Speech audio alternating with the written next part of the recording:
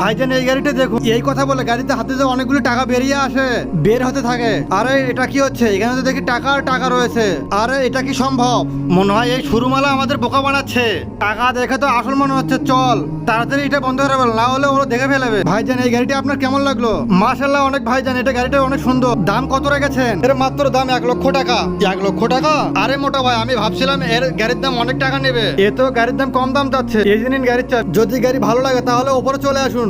ভাইজান আপনার গাড়ি অনেক পছন্দ হয়েছে আমাদের। আপনার অ্যাকাউন্ট নাম্বার দিন, টাকা আপনার পাঠিয়ে দিচ্ছি। টাকা এসে গেছে, এ নাও চাবি।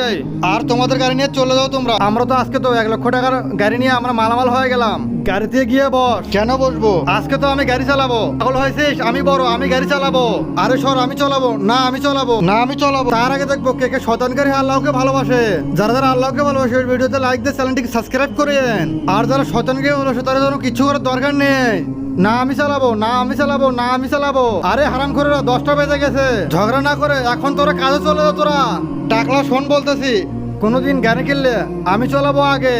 আজকে তোকে এভাবে মানবি না, দেখে নেবো এবার।